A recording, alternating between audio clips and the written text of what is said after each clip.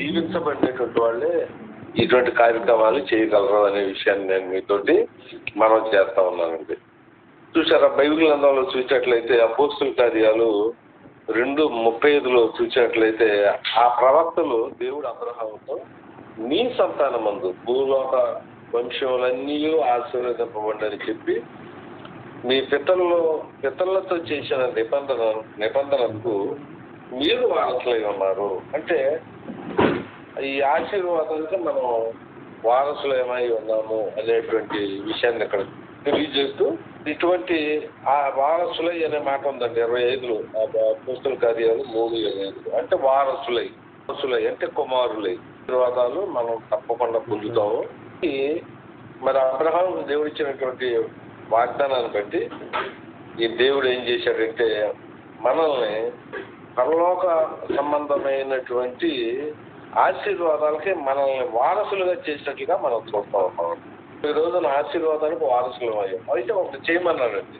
వారిలో దేవుడు తన సేవకును పుట్టించి మీలో ప్రతివానిని దుష్టత్వం నుండి మళ్లించడం వలన మీకు ఆశీర్వదించుటకు ఆయనను మొదట మీ వద్దకు పంపినని చెప్పాను. చూసారు, యేసుప్రభు లోకంలో తీసుకొచ్చాడంటే మనందరినీ కూడా ప్రతి ఒక్కరిని కూడా ఆశీర్వదించడానికి వచ్చినట్లుగా మనం చూస్తా ఉన్నాం. యేసుప్రభు ఎందుకు వచ్చారండి లోకానికి? ప్రతి ఒక్కరి కోసం సరిపోవటానికి. హెబ్రీ 2:9. యేసుప్రభు లోకానికి ఎందుకు వచ్చాడంటే ప్రతి వాణిని కూడా మరి దుష్టత్వం నుండి మళ్లించడం వల్ల మిమ్ములను ఆశీర్వదించుటకు ఆయనను మొదట మీ యొద్దకు పంపిననే చెప్పాను. అందుచేత ప్రియమైన వల్ల ఈ యొక్క దీవులన్నీ కూడా మనకి అబ్రహాము నుంచి మనకు సంక్రమించాయి.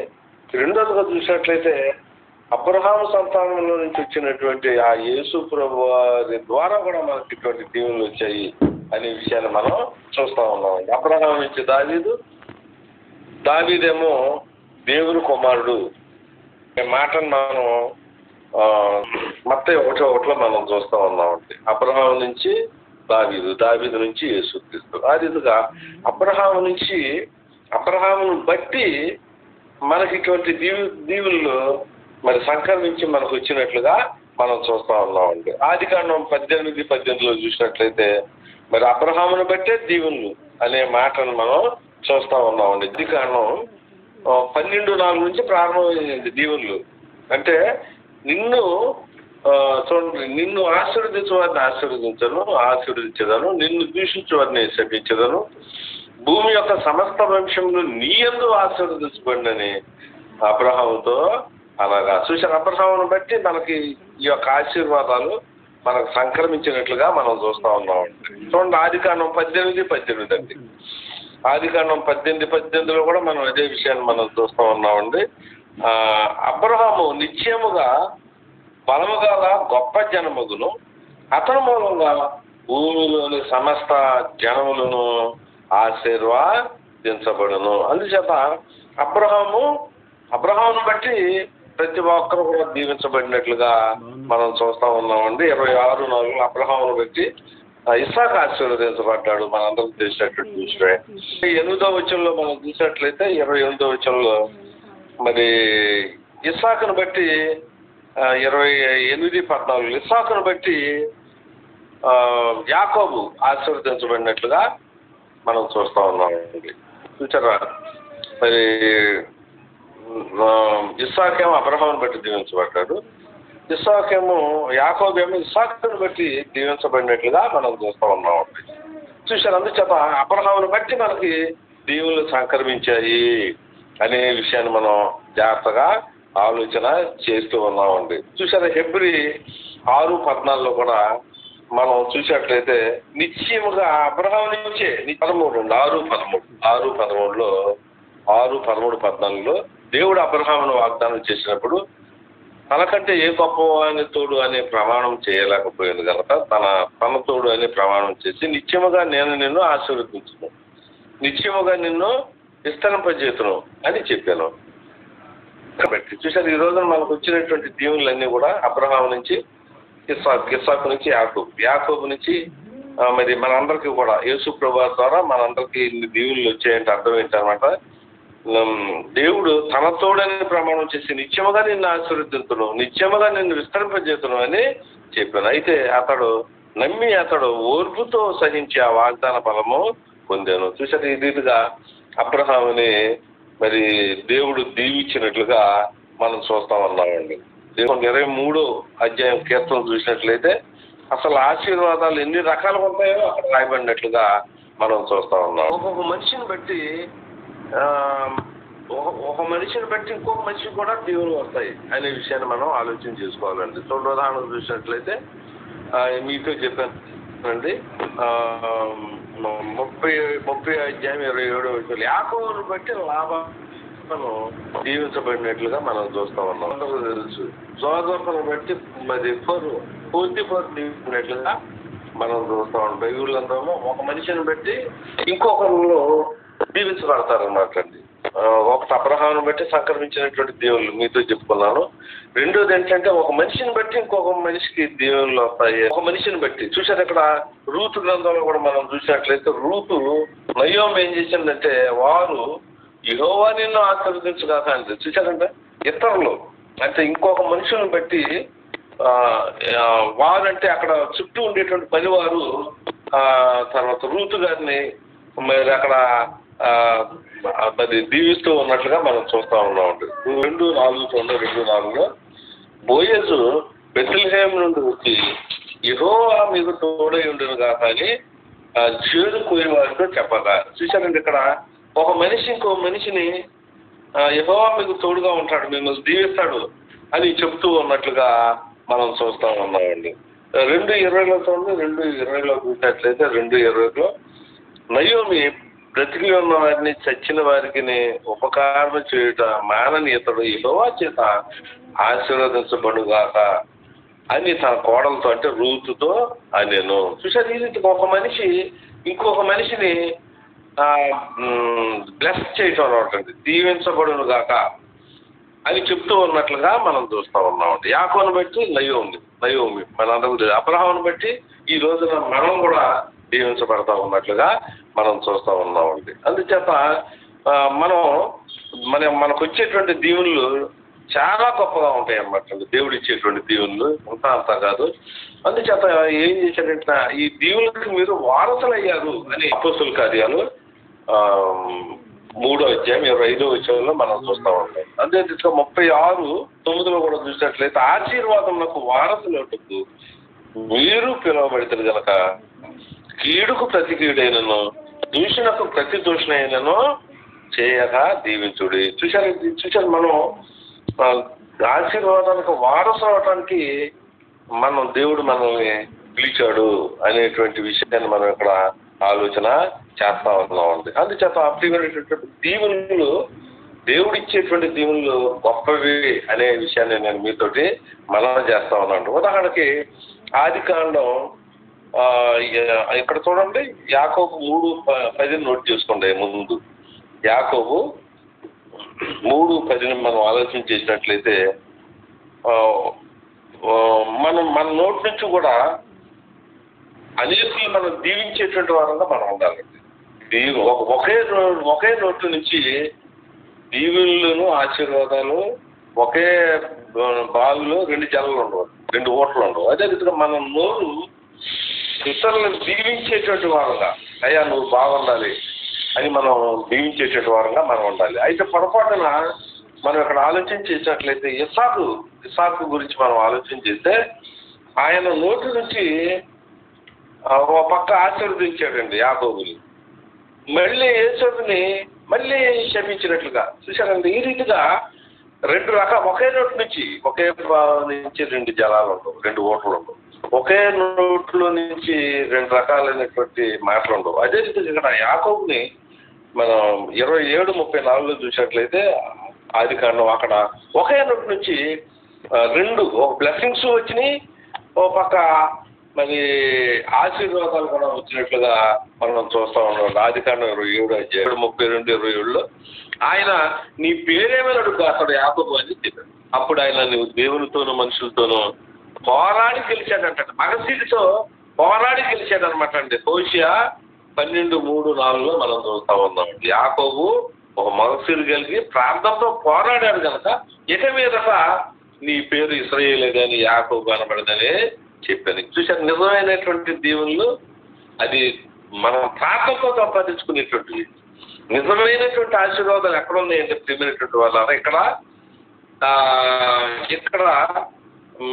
ఇక్కడ ఎవరికైతే యేసేపుకి శాపాలు వచ్చాయో చూడండి, శాపాలు వచ్చాయని మనం అనుకుంటున్నాం. ఏమంటే అతనికి ఆ శాపాలను దేవుడు ఏం చేస్తాడంటే దీవులుగా మరుస్తూ ఉన్నట్టుగా మనం చూస్తాం. దీవులుగా మరుస్తూ ఉన్నట్టుగా మనం చూస్తాం. మన దేవుడు గొప్ప దేవుడు అనమాట. మన దేవుడు దీవుల్ని ఆశీర్వాదాలుగా మార్చేటటువంటి వాడు అనే విషయాన్ని నేను మీతోటి మనం చేస్తా ఉన్నాను. చూడండి, ఇక్కడ మరి నెహెమ్యా గ్రంథం 13:2 చూసినట్లయితే, నెహెమ్యా గ్రంథం 13:2 మనం జాగ్రత్తగా మీరు చదవండియ్యా. నెహెమ్యా గ్రంథం 13:2 అక్కడ దేవుడు ఎంత గొప్ప దేవుడు అంటే మన శాపాలని ఆశీర్వాదాలుగా మలిచేటువంటి దేవుడు మన దేవుడు. చూసారు, యాకోబు అయితే ఏదో దేవులు వచ్చింది అనుకుంటాడు. తీరా చూసినట్లయితే తనకు అక్కడికి రానటువంటి తన మూలంగా ఇతరులు దీవించబడుతున్నాడు తప్ప తను పొందినటువంటి ఆశీర్వాదాలు బట్టి ఆయన మనశ్శాంతి లేదు. ఒంటరివాడు అయిపోయాడు. యేసేపు చంపేస్తాడేమో చూసారండి. తనను బట్టి లాభాన్ని దీవించబడ్డాడు, కానీ తన దేవుళ్ళు తనకి మనశ్శాంతి లేకుండా చేశాయి. కానీ నిజమైనటువంటి దేవుళ్ళు పోరాడి గెలిచిన తర్వాత వచ్చినటువంటి ఆశీర్వాదాలు అక్కడ ఏమన్నాడు చూడండి.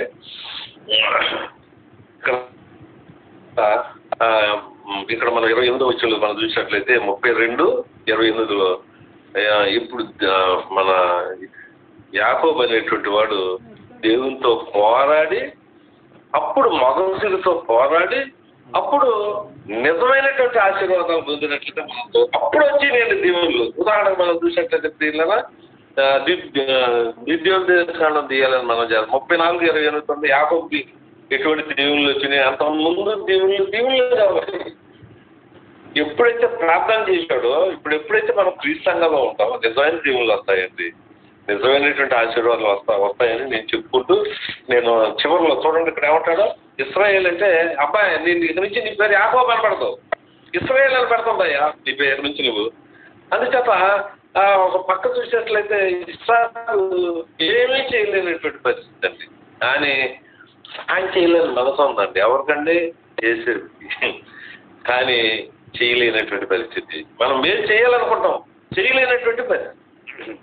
అందుచేత యాకోబు కూడా తన యొక్క జీవితంలో రాహేలు చేసుకోవాలనుకున్నాడు, కానీ లేని చేసుకున్నాడు. మనం కూడా ఈ రోజుల్లో ఏం చేస్తున్నాం అంటే నిజమైన క్రీస్తు సంఘంలో ఉండాలనుకుంటున్నాం, కానీ మనశాఖలో ఉంటున్నాం. చేయాలనుకుంటున్నాం, చేయలేని పరిస్థితి.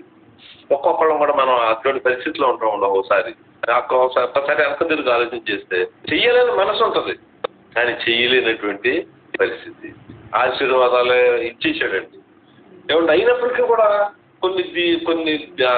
కొన్ని శాపాలు మరి యేసేపుకి ఇచ్చినప్పుడు కూడా అన్నీ కూడా ఆశీర్వాదాలు అయినట్లుగా హెబ్రీ 11 మనం చూస్తున్నామండి. దేవుడు అంట ఇస్సాకు అయితే యేసేపుని శపించాడు, కానీ అక్కడ వాక్యం ఏం చెప్తుందంటే దేవుడు ఇస్సాకుని యేసేపుని యాకోబుని కూడా దీవించాను అనే మాట మనం అక్కడ చూస్తా ఉన్నాం. చూడండి, హెబ్రీలోకి రాసినటువంటి పత్రిక 11 చూడండి 20 వచనం చూడండి. విశ్వాసమును బట్టి ఇస్సాకు జరగబో సంగతుల విషయమై యాకోబును యేసేపును కూడా ఆశీర్వదించాము. దేవుడు ఎంత గొప్పడుతూ ఉంది. కొత్త నిబంధనలోకి వచ్చేసరికి అక్కడ ఇస్సాకు చేసినటువంటి ఆ యొక్క శాపాలన్నీ కూడా ఆశీర్వాదాలు అయినట్లుగా మనం చూస్తూ ఉంటున్నాం. అందుచేత ఇంకో మాట ద్వితీయోపదేశకాండం 23 తర్వాత మనం ఇక్కడ మాత్రం ద్వితీయోపదేశకాండం 33 అండి 28 చూడండి. ఇశ్రాయేలు నిర్భయముగా నివసించండి. చూశారంటే ఇది వరకు భయం, దొంగతనంగా సంపాదించినటువంటి ఆశీర్వాదాల ద్వారా భయం అనమాట. ఒంటరితనం, చంపేస్తానేమని భయం. తను ప్రేమించి చేసుకున్నటువంటి ఆ భార్య ఏం చేసింది, విగ్రహం తెచ్చేసుకుంది, లంగా కింద పెట్టుకున్నట్లుగా మనం చూస్తాం. ఇక్కడ చూడండి, అటువంటి యాకోబుని ఎలా దీవించాడంట ఇప్పుడు పోరాడిన తర్వాత. ఇస్సాకు ఇచ్చిన దేవుళ్ళు కాదు, యేసును శపించిన శాపాలని ఆశీర్వాదంగా మార్చాడు క్రీస్తు సంఘంలో. చూసారు, ఇక్కడ చూసినట్లయితే ఇశ్రాయేలు నిర్భయంగా నివసించను, యాకోబు ఓట ప్రత్యేకించబడును, అతడు ధాన్య ద్రాక్షారసము గల దేశంలో ఉండను, అతనిపై ఆకాశం మంచును కురిపించను. చూసారా, దేవుడు మనకు గొప్ప నిజమైనటువంటి దేవుళ్ళు ఇస్తాడండి. మనం మోసపూరితంగా మనం ఆశను సమకూర్చుకున్నప్పటికీ కూడా ఏమండి, అయితే మనకి నిజమైనటువంటి ఆశీర్వాదాలు ఇస్తాడని చెప్పి మనం చేస్తాం. యాకోబుకి ఇచ్చినటువంటి ఆశీర్వాదాల కంటే పోరాడిన తర్వాత దేవుడు ఇచ్చినటువంటి ఆశీర్వాదాలు గొప్ప. అది నేను చెప్పేది. యాకోబుకి దేవుడిచ్చినటువంటి ఆశీర్వాదాల కంటే క్రీస్తు సంఘంలో దేవుళ్ళు గొప్ప. సంబంధమైనటువంటి ప్రతి ఆశీర్వాదం ఇచ్చేసాడు. యాకోబు 1:16-18 ప్రతి వరం ప్రతి ఆల్రెడీ మనకి ఇచ్చేసాడండి. అందుచేత చూడండి, ఇక్కడ ఇస్సాకు ఇచ్చిన దేవుళ్ళ కంటే ఇస్సాకు ఇచ్చినటువంటి దేవుళ్ళ కంటే పోరాడిన తర్వాత దేవుడు ఇచ్చిన దేవుళ్ళు గొప్ప. ఇక్కడ ఏమన్నాడు 28లో, ఇశ్రాయేలు నిర్భయంగా నివసించను, యాకోబు కూడా ప్రత్యేకింపబడును, అతడు ధాన్య ద్రాక్షారసములు గల దేశంలో ఉండును, అతనిపై ఆకాశం మంచును కురిపించను. 29 కట్టం చేయాలండి. ఇశ్రాయేలు నీ భాగ్యం ఎంతో గొప్పది. ఇశ్రాయేలు నువ్వు దొంగిలించావయ్యా, దానివల్ల ప్రయోజనం ఏంటయ్యా? నేను ఇచ్చిన దీవుళ్ళు, కానీ దీవుళ్ళు క్రీస్తు సంఘంలో ఉండే దీవుల కంటే తక్కువ అయినప్పుడు కూడా ఇక్కడ ఏమంటాడంటే ఇశ్రాయేలు నీ భాగ్యం ఎంతో గొప్పది. యెహోవా రక్షించిన నిన్ను పోలిన వాడెవడు? ఆయన నీకు సహాయకరమైన కీడము, నీకు ఔన్నత్యమును కలిగించు ఖడ్గము. నీ శత్రువులు నీకు లోబడినట్టుగా వారు వేషం వేదురు. చూసారా, ఒకవేళ ఆ రీతిగా మారు వేషం వేసుకుంటా ఉన్నానేమో, వేషధారిగా ఉంటున్నానేమో అని నేను పరిచయం చేసుకుంటా ఉన్నాను. నీవు వారి ఉన్నత స్థలాలను తెలుపుదు. ఒకవేళ నేను తక్కువ స్థితుల్లో, ఒకవేళ నాలో సహాయం చేయలేని మనసు ఉన్నట్టు కూడా చేయలేకపోయినప్పటికీ కూడా ఏముంది, దేవుని చేత దీవించబడినటువంటి వాళ్ళు ఏముంది ఈ ఉన్నత స్థలాలని ఉండి మరి వాళ్ళు ఏం చేస్తారంటే అన్యాయాన్ని దొక్కేస్తారు అనే మాటను మనం ఇక్కడ చూస్తాం. సరే, ఇప్పుడు 23లోకి వెళ్దాం. ద్వితీయోపదేశం 23 చూడండి, ద్వితీయోపదేశం యేసేపుని ఆ శాపాలు ఏమైపోయిందో చూడండి. ఇక్కడ 23 అండి, 23 మనం చూసినట్లయితే 23 అయితే నీ దేవుడే నీ యెహోవా బిలాము మాట విననోళ్ళకు నేను శపించాలనుకుంటున్నాడు. బాలాము మాట ఇది అయినప్పుడు కూడా నీ దేవుడని యెహోవా నువ్వు ప్రేమించదు కనుక నీ దేవుడని యెహోవా నీ నిమిత్తం శాపమును ఆశీర్వాదంగా మార్చెను. కన్యలతో విడిచిన ఆయనకి దీవులు అక్కడ రాలేదండి. పాత నిబంధనలో రాలేదని కొత్త నిబంధనలో దేవుడు యాకోబుని యేసేపుని ఆశీర్వదించను అనే విషయాన్ని నేను మీతోటి మనం చేస్తాం. అయినప్పటికీ కూడా ప్రియమైనటువంటి వల్ల మన దేవుడు క్రీస్తు సంఘంలో అనేకమైనటువంటి దేవుళ్ళు ఉంచాడు అనేటువంటి మాటలను వాస్తవాలు నేను మీతోటి ఒకటి మళ్ళీ చెప్తున్నానండి. ఏంటంటే యేసేపు శాపాలు తీసుకున్నప్పటికీ కూడా ఆ శాపాలు కొత్త నిబంధనలకు వచ్చేసరికి క్రీస్తు సంఘంలో మరి ఆశీర్వాదాలు అయినట్లుగా మనం చూస్తా ఉన్నామండి. చూశానండి, యాకోబు మోసంతో సంపాదించుకున్నాడు దేవుళ్ళు. ఏమన్నా మోసంతో మనం ఆశీర్వాదాలు సంపాదించుకో కాదంటం లేదు. అయితే ఆస్తి మూలంగా మనకైనా సంతోషపడతాం, ఎవరికైనా సరే, నాకైనా ఎవరికైనా సరే సంతోషపడదు. కానీ పొట్టవాడుగా ఉన్నాడు, మరి ఆ దేవుళ్ళేమో లాభానికి మేలుగా ఉన్నాయి. కానీ ఆయనకున్న దొంగిలించినటువంటి దేవుళ్ళు మనశాంతి లేకుండా ఒంటరివాడుగా చేసి ఒంటరివాడుగా 2 గుంపులు వెళ్ళిపోతే ఒంటరివాడుగా ఉంది.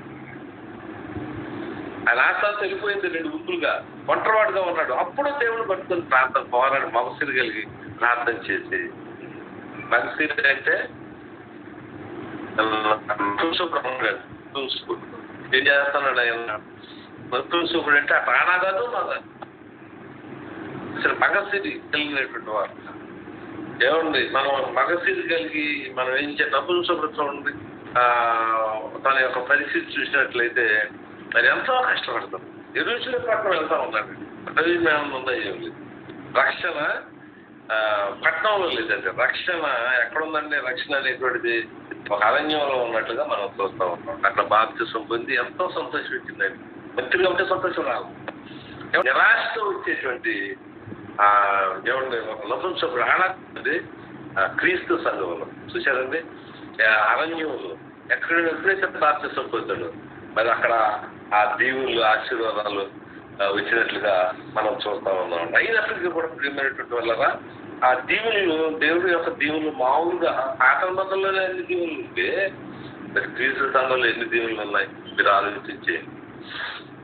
దొంగిలిచ్చిన దేవుల కంటే పోరాడిన తర్వాత దేవుడిచ్చే దేవుళ్ళు నేను మీతో చెప్పాను కదా, వీడియో చేస్తాను 34లో ఇస్రాయేల్ ఇక్కడ నుంచి నీ పేరు యాకోబు కదా ఇస్రాయేల్, నేను ఈ రీతిగా చేస్తాను సకలాలు ఎక్కిస్తానయ్యా అని చెప్పి ఆ ఇస్రాయేల్ ఏం చేశాడంటే ఇస్రాయేల్కి శాపాలు అంటే దేవులుగా మలిచిన శపించలేనయ్యా అని బిలాం చెప్తా ఉన్నట్లుగా 24వ అధ్యాయంలో మనం 24లో మనం చూస్తా ఉన్నాం. బిలాం అంటా ఉన్నాడు 24 అయ్యా వీళ్ళు దీవించబడినటువంటి వాళ్ళు అదే మాటలు అక్కడ చెప్తూ ఉన్నట్లుగా మనం చూస్తా ఉన్నాం. 22:12 దాకా ఉంది సంఖ్యాకాండం. 22:12లో అయ్యా వీళ్ళు బ్లెస్డ్ పీపుల్, వాళ్ళు మనం క్షమించలేము, వాళ్ళు మనం ఇంకో రీతిగా చెప్పలేము, శాపాలు వాళ్ళకి ఇవ్వలేము.